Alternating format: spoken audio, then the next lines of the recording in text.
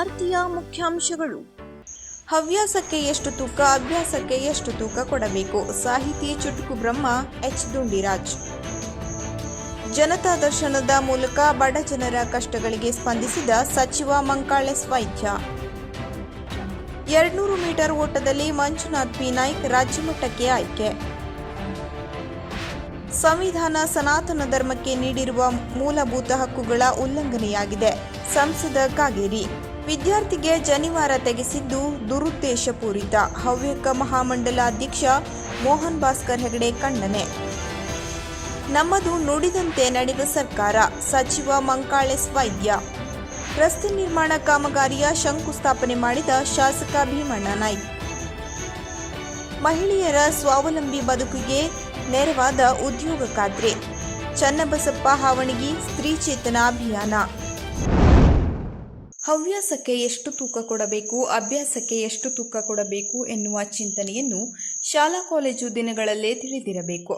ಬಾಲ್ಯದಲ್ಲಿ ಸಾಹಿತ್ಯ ಆಸಕ್ತಿ ಬೆಳೆಸಿಕೊಂಡರೆ ಇದು ಜೀವನದುದ್ದಕ್ಕೂ ಜೊತೆ ಇರುತ್ತದೆ ಎಂದು ಸಾಹಿತಿ ಚುಟುಕು ಬ್ರಹ್ಮ ಎಚ್. ದುಂಡಿರಾಜ್ ಹೇಳಿದರು. ಅವರು ಶಿರಸಿಯ ಎಂಎಂ ಕಲಾ ಮತ್ತು ವಿಜ್ಞಾನ ಮಹಾವಿದ್ಯಾಲಯದ ಪತ್ರಿಕೋದ್ಯಮ ಮತ್ತು ಕನ್ನಡ ವಿಭಾಗದ ಸಂಯೋಗದಲ್ಲಿ ನಡೆದ ವಿದ್ಯಾಭ್ಯಾಸ ಮತ್ತು ಹವ್ಯಾಸ ಎಂಬ ಕಾರ್ಯಕ್ರಮದಲ್ಲಿ ಮಾತನಾಡುತ್ತಿದ್ದರು. ಎಲ್ಲರೂ ಭಾಷಣ ಮಾಡುವಾಗ ಆರಂಭದಲ್ಲಿ ಹೇಳುತ್ತಾರೆ 2 ಮಾತು, ಆದರೆ ಮುಗಿಸುವಾಗ ಆಗುವುದೇ ಬೇರೆ. 2 ಕಿವಿ ತೂತು. ಸಾಹಿತ್ಯ ಕಾರ್ಯಕ್ರಮಗಳನ್ನು ಯುವಕ ಯುವತಿಯರು ಆಸ್ವಾದಿಸುವುದು ಕಡಿಮೆ. ವಯಸ್ಸಾದವರ ಮುಂದೆ ಉಪದೇಶ ಮಾಡುವುದರಿಂದ ಏನೂ ಪ್ರಯೋಜನವಿಲ್ಲ. ವಿದ್ಯಾರ್ಥಿಗಳ ಜೊತೆಗೆ ಒಳ್ಳೆಯ ವಿಚಾರಗಳನ್ನು ಅಭಿವ್ಯಕ್ತಗೊಳಿಸಿದರೆ ದೇಶದಲ್ಲಿ ಬದಲಾವಣೆ ಬರುವುದು ಖಚಿತ. ಹಿಂದಿನ ಕಾಲ ಬಹಳಷ್ಟು ಬಡತನದಿಂದ ಕೂಡಿತ್ತು. ಈಗಿನ ಕಾಲದಲ್ಲಿ ಇರುವ ಹಾಗೆ ಯಾವುದೇ ರೀತಿಯ ಸೌಲಭ್ಯವೇ ಇರಲಿಲ್ಲ. ಸರಿಯಾದ ಶಾಲಾ ವ್ಯವಸ್ಥೆ ಇರಲಿಲ್ಲ. ಗ್ರಂಥಾಲಯವೂ ಇರಲಿಲ್ಲ. ನಾನು ಶಾಲಾ ದಿನಗಳಲ್ಲೇ ಬರವಣಿಗೆಯನ್ನು ಪ್ರಾರಂಭಿಸಿದೆ. ಆರಂಭದಲ್ಲಿ ಚುಟುಕು ಕವಿತೆಗಳನ್ನು ಬರೆಯುತ್ತಿದ್ದೆ. ಹಿಂದೆ ಸಾಹಿತ್ಯ ಚಟುವಟಿಕೆಗಳಿಗೆ ಮನೆಯವರ ಬೆಂಬಲವು ಸಂಪೂರ್ಣವಾಗಿ ಇತ್ತು. ಆದರೆ ಇಂದು ಕಾಲ ಬದಲಾಗಿದೆ. ಇಂದು ಮನೆಯವರೆಲ್ಲ ಆಸಕ್ತಿಗಳಿಗೆ ಯಾವುದೇ ರೀತಿಯ ಪ್ರೋತ್ಸಾಹ ನೀಡುವುದಿಲ್ಲ. ಬದಲಾಗಿ ಇಂಜಿನಿಯರ್, ಡಾಕ್ಟರ್ ಹುದ್ದೆಗಳಿಗೆ ಮಕ್ಕಳು ಸೇರಬೇಕೆಂದು ಬಯಸುತ್ತಾರೆ. ಕಾಲೇಜು ದಿನಗಳಲ್ಲಿ ಯುವಕರಿಗೆ ಸಾಹಿತ್ಯ ಹವ್ಯಾಸವನ್ನು ಬೆಳೆಸಿಕೊಳ್ಳಲು ಪ್ರೋತ್ಸಾಹಿಸಲು ಮಾರ್ಗದರ್ಶಕರು, ಗ್ರಂಥಾಲಯ ಎಲ್ಲವೂ ಲಭ್ಯವಿರುತ್ತದೆ. ಶುದ್ಧ ಕನ್ನಡದಲ್ಲೇ ಎಂದು ಪದ್ಯವನ್ನು ಬರೆಯಬೇಕೆಂದೇನಿಲ್ಲ. ನಿಮ್ಮ ದಿನನಿತ್ಯದ ಎಷ್ಟೋ ಸನ್ನಿವೇಶಗಳು ಸಾಹಿತ್ಯಕ್ಕೆ ದಾರಿಯಾಗಬಹುದು. ಅಭ್ಯಾಸಗಳನ್ನು ಕಡೆಗಣಿಸದೆ ಹವ್ಯಾಸವನ್ನು ರೂಢಿಸಿಕೊಳ್ಳಿ. ಕೆಲಸ ಸಿಗುವವರೆಗೆ ಅಭ್ಯಾಸ, ಜೀವನ ಪೂರ್ತಿ ಇರುವುದೇ ಹವ್ಯಾಸ. ಇಂದು ಸಾಹಿತ್ಯವನ್ನೇ ಬರೆದುಕೊಂಡು ಬರುವುದು ಪರಿಸ್ಥಿತಿ ಇಲ್ಲ. ಹಾಗಾಗಿ ಉದ್ಯೋಗವೂ ಬೇಕು. ಹವ್ಯಾಸವು ಮನಸ್ಸನ್ನು ಮುದಗೊಳಿಸುತ್ತದೆ. ಜೀವನದ ಜಂಜಾಟಗಳಿಂದ ವಿರಾಮ ನೀಡುತ್ತದೆ. ಜೀವನದಲ್ಲಿ ಯಶಸ್ವಿಯಾಗಲು ಗುರಿ ಸ್ಪಷ್ಟವಾಗಿರಬೇಕು. ಈಗಲೇ ಬದುಕಿನ ಹವ್ಯಾಸವನ್ನು ಆಯ್ಕೆ ಮಾಡಿರಬೇಕು. ಆದರೆ ಇಂದು ಮೊಬೈಲ್ ವ್ಯಸನವಾಗಿದೆ. ಮೊಬೈಲ್ ಬದಲು ಒಳ್ಳೆಯ ಪುಸ್ತಕಗಳನ್ನು ಓದಬೇಕು. ಕಾಲೇಜು ದಿನಗಳು ಎನ್ನುವುದು ಸುವರ್ಣಯುಗ. ಅಭ್ಯಾಸದ ಜೊತೆಗೆ ಹವ್ಯಾಸವನ್ನು ನಿರಂತರವಾಗಿ ಬೆಳೆಸಿಕೊಂಡು ಹೋಗಬೇಕು. ಎಲ್ಲರಿಗೂ ಒಬ್ಬ ಒಳ್ಳೆಯ ಕವಿ, ಒಳ್ಳೆಯ ಸಾಹಿತಿ, ಹೀಗೆ ಏನಾದರೂ ಆಗಬೇಕೆಂಬ ಆಸೆ ಇರುತ್ತದೆ. ಪ್ರತಿಯೊಬ್ಬನೂ ಜೀವನದಲ್ಲಿ ಒಮ್ಮೆಯಾದರೂ ಕವಿಯಾಗಿರುತ್ತಾನೆ. ಸಾಹಿತ್ಯಕ್ಕೆ ಎಲ್ಲ ಕಾಲದಲ್ಲೂ ಬೆಲೆ ಇರುತ್ತದೆ. ದೊಡ್ಡ ದೊಡ್ಡ ಕವಿಗಳ ದಾಟಿಯಲ್ಲಿ ನಾವು ಬರೆಯಬೇಕು. ಅಣುಕು ವಚನಗಳ ಬರವಣಿಗೆಯ ಮೂಲಕ ಅಭ್ಯಾಸ ಮಾಡಬೇಕು. ಸಂಭಾವನೆಗಾಗಿ ಯಾರು ಎಂದೂ ಕವಿಯಾಗಲ್ಲ ಎನ್ನುವುದನ್ನು ಕವಿಗೋಷ್ಠಿಯಲ್ಲಿ ಸಿಕ್ಕಿದ್ದು 2 ಬಿಸ್ಕೆಟ್ 1 ಟೀ. ನಿಜವಾದ ಕವಿಗೆ ಅದೇ ರಾಯಲ್ಟಿ ಎಂದು ಹೇಳಿದರು. ಕಾರ್ಯಕ್ರಮದಲ್ಲಿ ಎಚ್. ದುಂಡಿರಾಜ್ ಅವರನ್ನು ಸನ್ಮಾನಿಸಲಾಯಿತು. ಕನ್ನಡ ವಿಭಾಗದ ಮುಖ್ಯಸ್ಥ ಡಾಕ್ಟರ್ ಆರ್. ಹೆಗಡೆ ಉಪಸ್ಥಿತರಿದ್ದರು. ಕಾರ್ಯಕ್ರಮವನ್ನು ಪ್ರಾಚಾರ್ಯ ಪ್ರೊಫೆಸರ್ ಜಿ.ಟಿ. ಭಟ್ ಸ್ವಾಗತಿಸಿ, ಪ್ರೊಫೆಸರ್ ರಾಘವೇಂದ್ರ ಹೆಗಡೆ ನಿರೂಪಿಸಿ, ಪ್ರೊಫೆಸರ್ ವಿಜಯ್ ವಂದಿಸಿದರು. ಏಪ್ರಿಲ್ 19ರಂದು ಜನತಾ ದರ್ಶನದ ಮೂಲಕ ಬಡ ಜನರ ಕಷ್ಟಗಳಿಗೆ ಸ್ಪಂದಿಸಿದ ಸಚಿವ ಮಂಕಾಳೆ ವೈದ್ಯ, ಜನರ ಕಷ್ಟಗಳು ನನ್ನ ಕಷ್ಟಗಳು ಎಂದು ಭಾವಿಸಿ ಶನಿವಾರ ಹೊನ್ನಾವರ ಕಾರ್ಯಾಲಯದಲ್ಲಿ ನಡೆದ ಜನತಾ ದರ್ಶನ ಕಾರ್ಯಕ್ರಮದಲ್ಲಿ ಕ್ಷೇತ್ರದ ಹಾಗೂ ಜಿಲ್ಲೆಯ ಜನರ ಕಷ್ಟ ಕಾರ್ಪಣ್ಯಗಳನ್ನು ಆಲಿಸಲಾಯಿತು. ಹಲವಾರು ಸಮಸ್ಯೆಗಳನ್ನು ಸ್ಥಳದಲ್ಲೇ ಪರಿಹರಿಸಿದರು. ಇನ್ನು ಕೆಲವು ಸಮಸ್ಯೆಗಳ ಬಗ್ಗೆ ಅಹವಾಲನ್ನು ಸ್ವೀಕರಿಸಿ ಕಾಲಮಿತಿಯೊಳಗೆ ಹಂತ ಹಂತವಾಗಿ ಪರಿಹರಿಸುವ ಭರವಸೆ ನೀಡಿದರು. ಈ ಸಂದರ್ಭದಲ್ಲಿ ಕಾಂಗ್ರೆಸ್ನ ಮುಖಂಡರು, ಕಾರ್ಯಕರ್ತರು, ಸ್ಥಳೀಯ ಹಾಗೂ ಜಿಲ್ಲೆಯ ಜನರು ಉಪಸ್ಥಿತರಿದ್ದರು. 200 ಮೀಟರ್ ಓಟದಲ್ಲಿ ಮಂಜುನಾಥ್ ಪಿ ನಾಯ್ಕ್ ರಾಜ್ಯ ಮಟ್ಟಕ್ಕೆ ಆಯ್ಕೆಯಾಗಿದ್ದಾನೆ. ಯುವ ಸಬಲೀಕರಣ ಮತ್ತು ಕ್ರೀಡಾ ಇಲಾಖೆ, ರಾಜ್ಯ ಯುವ ಕೇಂದ್ರ, ನೃಪತುಂಗ ರಸ್ತೆ, ಬೆಂಗಳೂರು ಇವರ ವತಿಯಿಂದ 2025-26ನೇ ಸಾಲಿನಲ್ಲಿ ಕ್ರೀಡಾ ವಸತಿ ಶಾಲೆ ನಿಲಯಗಳಿಗೆ ಕ್ರೀಡಾಪಟುಗಳ ಪ್ರವೇಶಕ್ಕೆ ವಿಶೇಷ ಆಯ್ಕೆ ಶಿಬಿರವನ್ನು ಆಯೋಜಿಸಲಾಗಿತ್ತು. ಇವರು ಏಪ್ರಿಲ್ 15ರಂದು ಧಾರವಾಡದ ಆರ್.ಎನ್. ಶೆಟ್ಟಿ ಕ್ರೀಡಾಂಗಣದಲ್ಲಿ ನಡೆದ ಬೆಳಗಾವಿ ವಿಭಾಗ ಮಟ್ಟದ ಕ್ರೀಡಾಕೂಟದಲ್ಲಿ ಭಾಗವಹಿಸಿ 200 ಮೀಟರ್ ಓಟದಲ್ಲಿ ಪ್ರಥಮ ಸ್ಥಾನ ಪಡೆದು ಇದೇ ತಿಂಗಳು ಏಪ್ರಿಲ್ 26ರಂದು ತುಮಕೂರು ಜಿಲ್ಲಾ ಕ್ರೀಡಾಂಗಣದಲ್ಲಿ ನಡೆಯುವ ರಾಜ್ಯಮಟ್ಟದ ಕ್ರೀಡಾಕೂಟಕ್ಕೆ ಆಯ್ಕೆಯಾಗಿದ್ದಾರೆ. ಸಂವಿಧಾನವು ನಮ್ಮ ಸನಾತನ ಧರ್ಮಕ್ಕೆ ನೀಡಿರುವ ಮೂಲಭೂತ ಹಕ್ಕುಗಳ ಸ್ಪಷ್ಟ ಉಲ್ಲಂಘನೆಯಾಗಿದೆ ಎಂದು ಒತ್ತಾಯಿಸಿದ ಸಂಸದ ವಿಶ್ವೇಶ್ವರ ಹೆಗಡೆ ಕಾಗೇರಿ ಇತ್ತೀಚೆಗೆ ನಡೆದ ಸಾಮಾನ್ಯ ಪ್ರವೇಶ ಪರೀಕ್ಷೆ ಕೇಂದ್ರಗಳಲ್ಲಿ ವಿದ್ಯಾರ್ಥಿಗಳಿಗೆ ಯಜ್ಞೋಪವೀತವನ್ನು ತೆಗೆದು ಪರೀಕ್ಷಾ ಕೊಠಡಿಗೆ ಪ್ರವೇಶಿಸಲು ಯೋಚಿಸಿದ ಘಟನೆಯನ್ನು ತೀವ್ರವಾಗಿ ಖಂಡಿಸುತ್ತೇನೆ.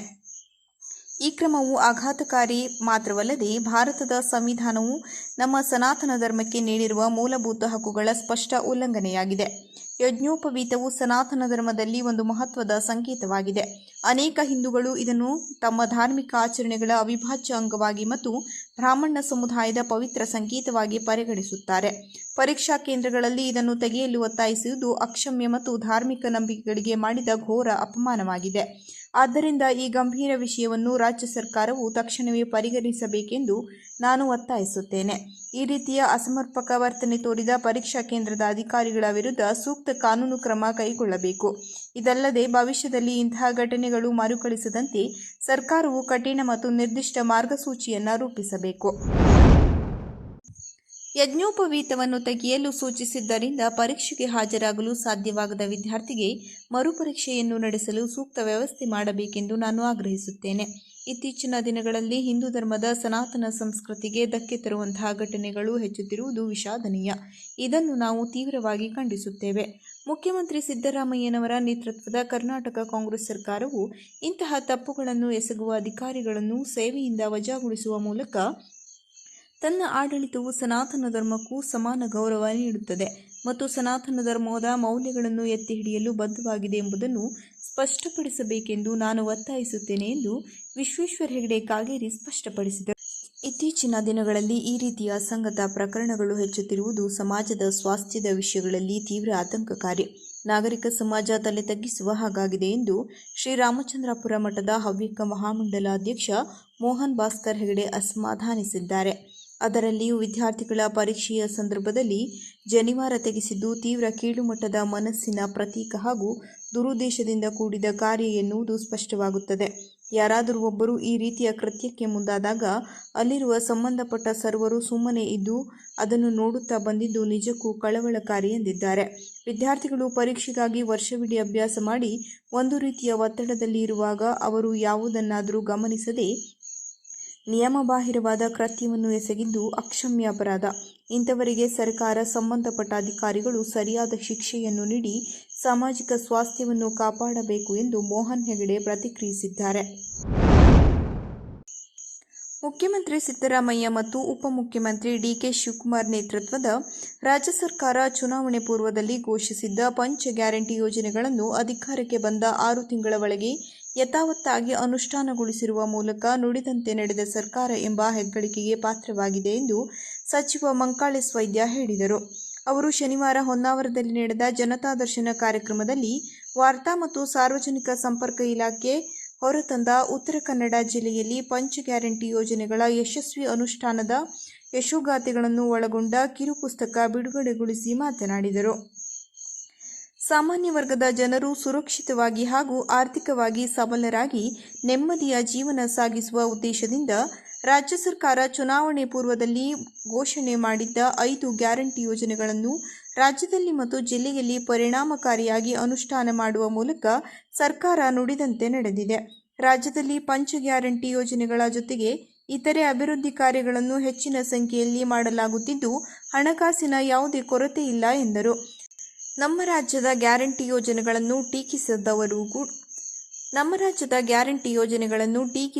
ಕೂಡ ನಮ್ಮ ರಾಜ್ಯಗಳಲ್ಲಿ ಕೂಡ ಇದನ್ನು ಜಾರಿಗೊಳಿಸಿದ್ದಾರೆ ಎಂದ ಸಚಿವರು, ಈ ವರ್ಷದ ರಾಜ್ಯ ಬಜೆಟ್ನಲ್ಲಿ 56,000 ಕೋಟಿ ಅನುದಾನವನ್ನು 5 ಗ್ಯಾರಂಟಿ ಯೋಜನೆಗೆ ಮೀಸಲಿಡಲಾಗಿದೆ ಎಂದರು. ಈ ಸಂದರ್ಭದಲ್ಲಿ ಹೊನ್ನಾವರ ತಾಲೂಕು ಗ್ಯಾರಂಟಿ ಯೋಜನೆ ಅನುಷ್ಠಾನ ಸಮಿತಿ ಅಧ್ಯಕ್ಷ ಅಣ್ಣಪ್ಪ ನಾಯಕ್, ಜಿಲ್ಲಾ ವಾರ್ತಾಧಿಕಾರಿ ಬಿ. ಶಿವಕುಮಾರ್ ಮತ್ತಿತರರು ಉಪಸ್ಥಿತರಿದ್ದರು. ಏಪ್ರಿಲ್ 19ರಂದು ರಸ್ತೆ ನಿರ್ಮಾಣ ಕಾಮಗಾರಿಯ ಶಂಕುಸ್ಥಾಪನೆಯನ್ನು ಶಾಸಕ ಭೀಮಣ್ಣ ನಾಯ್ಕ್ ಶನಿವಾರ ನೆರವೇರಿಸಿದರು. ತಾಲೂಕಿನ ವಾನಹಳ್ಳಿ ಗ್ರಾಮ ಪಂಚಾಯತ್ ವ್ಯಾಪ್ತಿಯ ವಾನಹಳ್ಳಿ ಮುಖ್ಯ ರಸ್ತೆಯ ಗೋಣಸರವರೆಗೆ ರಸ್ತೆ ನಿರ್ಮಾಣ ಕಾಮಗಾರಿಯ ಶಂಕುಸ್ಥಾಪನಾ ಕಾರ್ಯಕ್ರಮದಲ್ಲಿ ಪಾಲ್ಗೊಂಡು ಮಾತನಾಡಿದ ಅವರು, ಈ ಹೊಸ ರಸ್ತೆ ನಿರ್ಮಾಣದಿಂದಾಗಿ ಈ ಎರಡು ಗ್ರಾಮಗಳ ನಡುವಿನ ಸಂಪರ್ಕ ಸುಧಾರಿಸಲಿದೆ. ಇದರಿಂದ ವ್ಯಾಪಾರ ವಹಿವಾಟು ಚಟುವಟಿಕೆಗಳಿಗೆ ಅನುಕೂಲವಾಗಲಿದೆ ಎಂದು ಜನರ ದೈನಂದಿನ ಜೀವನ ಸುಗಮವಾಗಲಿದೆ ಎಂದು ಹೇಳಿದರು.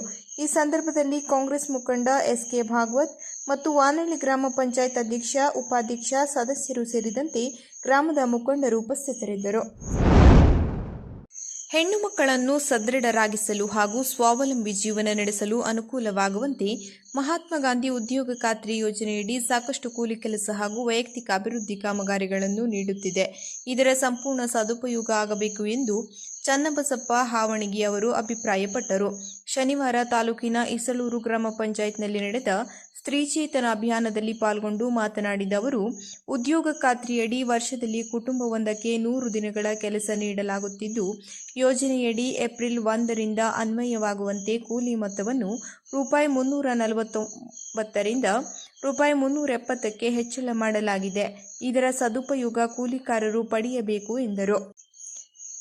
ಐಇಸಿ ಸಂಯೋಜಕರಾದ ಪೂರ್ಣಿಮಾಗೌಡ ಮಾತನಾಡಿ, ಜನರು ಕೆಲಸಕ್ಕಾಗಿ ಬೇರೆಡೆ ವಲಸೆ ಹೋಗದೆ ಇದ್ದಲ್ಲಿಯೇ ನರೇಗಾದಡಿ ಕೆಲಸ ಪಡೆಯಬೇಕು.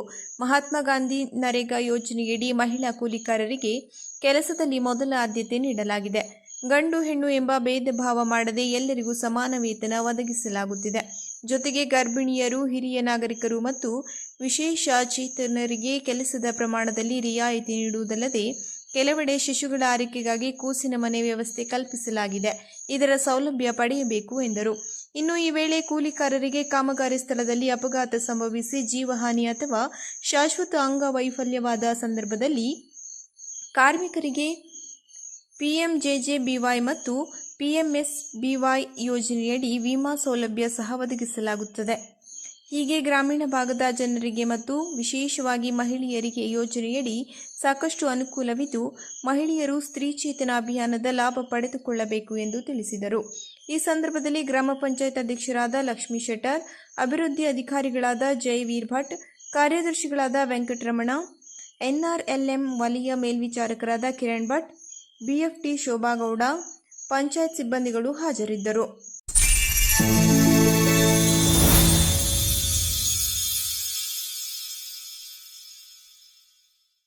ಕದಂಬ ನ್ಯೂಸ್ ಫಸ್ಟ್, ನಿರ್ಭೀತಿಯಿಂದ ನಿಮ್ಮ ಪರವಾಗಿ.